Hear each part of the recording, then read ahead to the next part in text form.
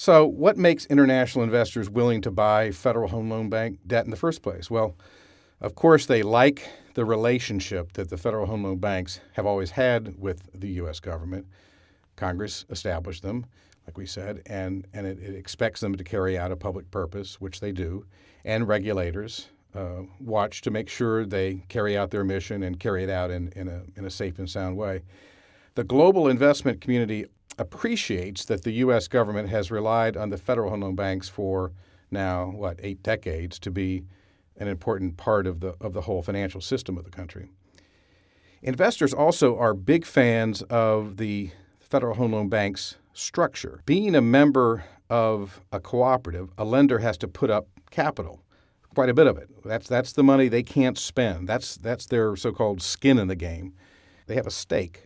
Then once a member starts borrowing from their Federal Home Loan Bank, the banks have to put up collateral and even more capital. So it's primarily housing and real estate related collateral. And that collateral has to be equal to or even greater than the amount of the funds they're borrowing. And they have to do that every time they borrow.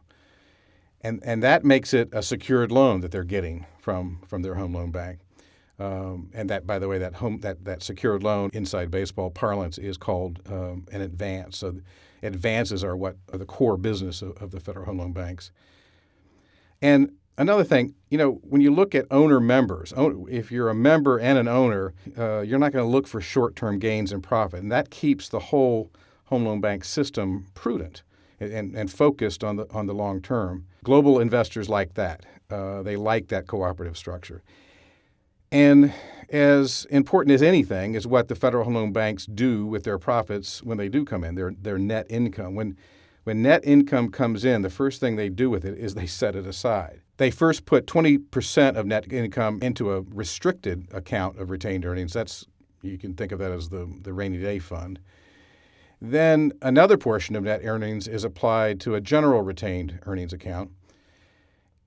Plus, every member understands and accepts a special commitment that their own home loan bank has to all other Federal Home Loan Banks. There's 12 of them total around the country. All of them are committed to each other's obligations and financial stability.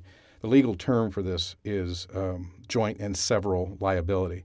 Joint and several liability serves as the ultimate backstop of protection.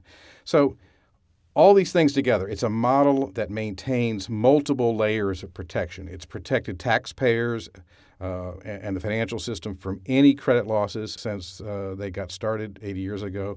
The structure strengthens the banks during periods when the general economy suffers distress. The structure supports the system's ability to expand and contract. The level of advances that they lend to their members, and it expands and contracts based on changing market conditions, changing economic conditions. So, for example, when members are flush with other sources of funds, say deposits, for example, the level of advances goes down. So, advances can be countercyclical, which is a good thing. It's a system that is trusted and time tested, which is pretty cool, particularly now, when so many parts of the financial world are being worked on. Here, you have a system that works.